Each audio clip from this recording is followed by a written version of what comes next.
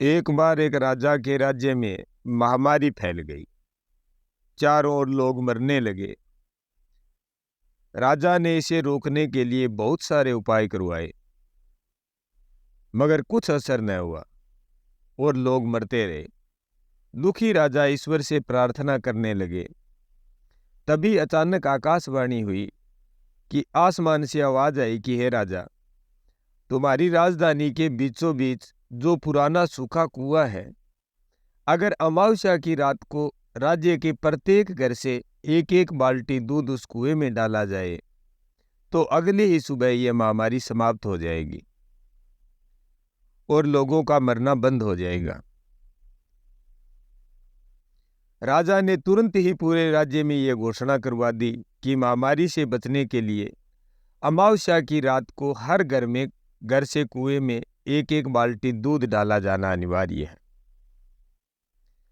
अमावस्या की रात जब लोगों को कुएं में दूध डालना था, उसी रात राज्य में रहने वाली एक चालाक एवं कंजूस बुढ़िया ने सोचा कि सारे लोग तो कुएं में दूध डालेंगे, अगर मैं अकेली एक बाल्टी पानी डाल दूं तो किसी को क्या पता चलेगा।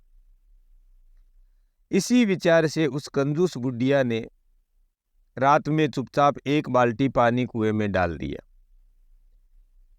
अगले दिन जब सुबह हुई तो लोग वैसे ही मर रहे थे, कुछ भी नहीं बदला था, क्योंकि महामारी समाप्त नहीं हुई थी। राजा ने जब कुएं के पास जाकर देखा, इसका कारण जानना चाहा, तो उसने देखा कि सारा कुआं पानी से भरा हुआ है, दूध की एक बूंद भी वहां नहीं थी। राजा समझ गया कि इसी कारण से महामारी दूर नहीं हुई और लोग अभी भी मर रहे हैं। दरअसल ऐसा इसलिए हुआ क्योंकि जो विचार उस बुढ़िया के मन में आया था, वही विचार पूरे राज्य के लोगों के मन में आ गया और किसी ने भी कुएं में दूध नहीं डाला। मित्रों, जैसा इस कहानी में हुआ वैसा ही हमारे जीवन में भी होता है।